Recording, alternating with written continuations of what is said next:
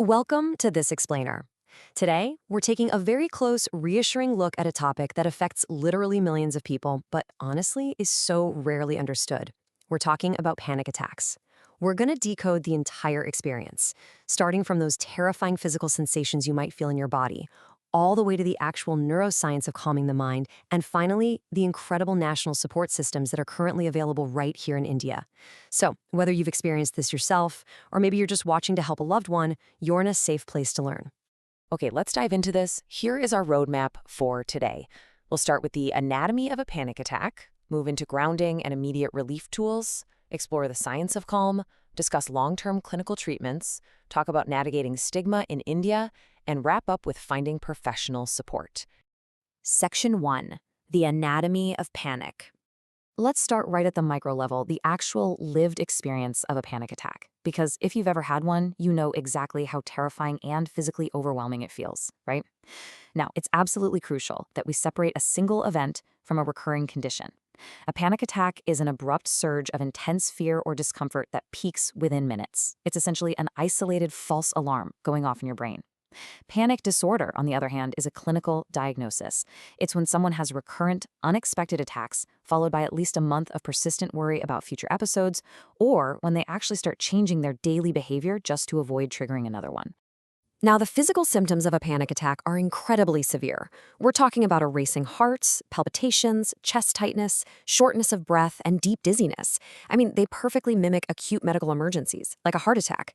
But what's fascinating, and honestly so important in the Indian context, is that families frequently misattribute these very real physical sensations to ordinary ailments. People will often just brush an overloaded nervous system off as gas trouble, gastric tension, or general weakness, rather than recognizing it for what it actually is: acute psychological distress. Section 2. Grounding. Immediate relief tools. So what do you actually do in the heat of the moment? Well, think of a panic attack kind of like a pressure cooker. It's your body's temporary safety valve discharging built-up, unexpressed emotional tension. To safely vent that steam, we use the 5-4-3-2-1 technique. It's a remarkably powerful grounding tool. You slowly identify 5 things you can see, 4 things you can touch, 3 things you can hear, 2 things you can smell, and 1 thing you can taste. Notice that first step carefully: sight. As you look for those 5 things, you want to actively move your head and your eyes. This is crucial because looking around physically activates your brain's orienting response, which signals to your nervous system that you're scanning the environment and basically confirming, hey, there is no actual physical threat here. Another incredibly fast tool is the physiological sigh. Here's how it works. You inhale deeply through your nose. Then you take a quick secondary sniff to completely fill your lungs. Finally, you exhale slowly and fully through your mouth. This acts as a direct remote control for your nervous system. And interestingly, we can draw a direct cultural parallel here to traditional pranayama breath control. Science is simply confirming what ancient Indian traditions have practically utilized for centuries to restore calm. Section 3. The science of calm. Now that we have the tools, let's look under the hood. Why do counting objects and taking specific breaths actually stop a panic attack? Well, the dynamic of a car brilliantly illustrates exactly what's happening in your body. Your autonomic nervous system has 2 main branches. The sympathetic nervous system is the accelerator. It drives your fight, flight, or freeze response. During a panic attack, this accelerator is literally pinned to the floor.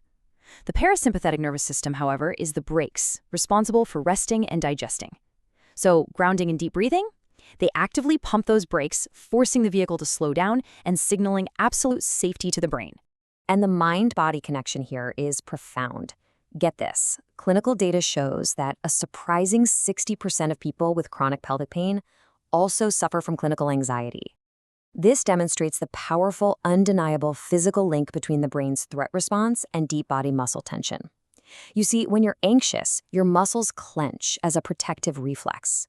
Grounding acts as an off switch, telling the brain it's okay for those deep muscles to soften and finally release. Section 4. Long-term clinical treatments. While the 5-4-3-2-1 method and breathing are fantastic for immediate symptom relief, achieving long-term recovery and reducing the frequency of these attacks entirely relies heavily on proven clinical interventions. Cognitive behavioral therapy, or CBT, is the absolute gold standard here. It teaches you to reframe the catastrophic thoughts that fuel the anxiety. A key part of CBT is something called interoceptive exposure, which is a safe way of exposing yourself to physical sensations, like a slightly elevated heart rate, so your brain unlearns its fear of them. And for many people, medical management is a vital piece of the puzzle. Medications like SSRIs or SNRIs may be prescribed by a doctor to help stabilize neurotransmitters and drastically reduce the occurrence of attacks. Alongside therapy and medication, maintaining an active lifestyle, specifically engaging in regular aerobic activity, works hand in hand with clinical treatments. Physical exercise helps regulate your nervous system on a daily basis, boosting your overall well-being and making your baseline much, much calmer. Section 5. Navigating stigma in India. Now, what's really interesting about this slide is the cultural weight behind it. We know the science and we know the treatments.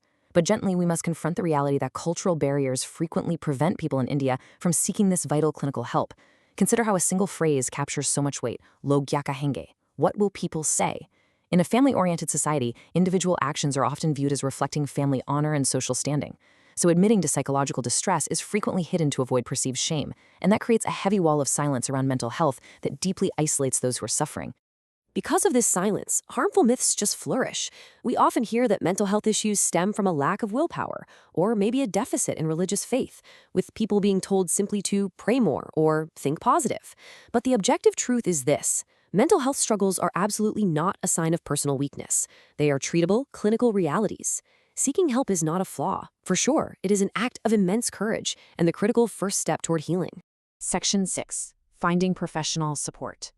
If you or someone you know is ready to take that step, I want to reassure you. Despite the societal stigma, India is rapidly developing a modern, highly accessible, and robust infrastructure to support mental wellness. You are not alone, and help is closer than you think. The scale of this new infrastructure is actually massive. The government has launched the National Tele-Mental Health Program, known as Telemonas, alongside the District Mental Health Program.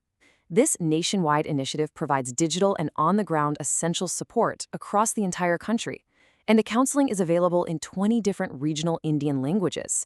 That completely removes the barrier of geography and linguistics. I want you to really remember this number, 144116. This is the National Toll-Free Telemonas Helpline. It offers a two-tier clinical architecture, providing completely free, 24/7 psychological first aid. Whether you just need someone to talk to during an acute panic attack, or you require a referral to a clinical psychologist or psychiatrist, this helpline is your front door to getting professional, confidential care at absolutely any time of day or night. So, the crucial point is this: you now understand the mechanics of the accelerator and the brakes. You have the grounding tools, and you know exactly what number to dial for professional support in India. The science is clear, and the resources are waiting for you. Knowing the science of panic and the support available, how will you break the cycle of silence today, for yourself or for someone you love? Thank you so much for joining us for this explainer, and please, take good care of yourselves.